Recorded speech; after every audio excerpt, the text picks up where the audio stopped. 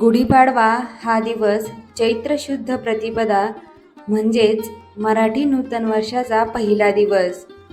हा पहिला मराठी सण अतिशय उत्साहामध्ये साजरा केला जातो.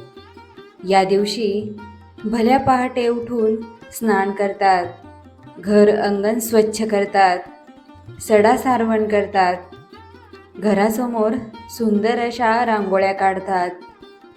आपल्या घराच्या दारावर आंब्याच्या पानांची तोरणे लावतात. वेळूच्या काठीला अगोदर स्वच्छ धुवून घेतले जाते.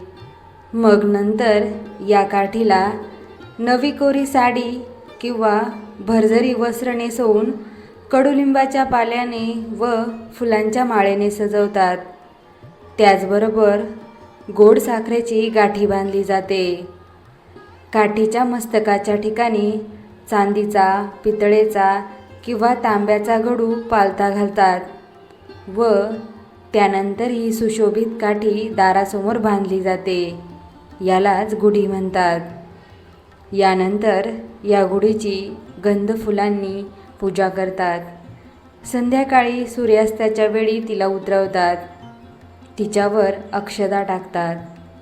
ही आनंदाची, विजयाची गुढी असते. म्हणून या दिवसाला गुढीपाडवा असे म्हणतात.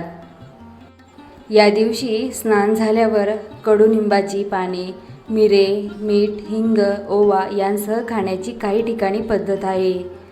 कडुनिंबाला अमृत वृक्ष म्हणतात. त्याची पाने खाल्ल्याने सर्व रोगांचा नाश होतो. सुख, आरोग्य, विद्या, बल, आयुष्य, बुद्धी, संपत्ती यांचा लाभ होतो. यावेळी वसंत ऋतू सुरू होतो. हा दिवस अत्यंत पवित्र व शुभ मानलेला आहे. आपल्या प्रसिद्ध 3:30 मुहूर्तात याची गणना केली जाते. त्यामुळे कोणतेही शुभ कार्य या दिवशी सुरू करतात. असा आहे हा पवित्र, सुखदाता, आनंददायी आपला गुढीपाडवा. सर्वांना गुढीपाडव्याच्या हार्दिक शुभेच्छा.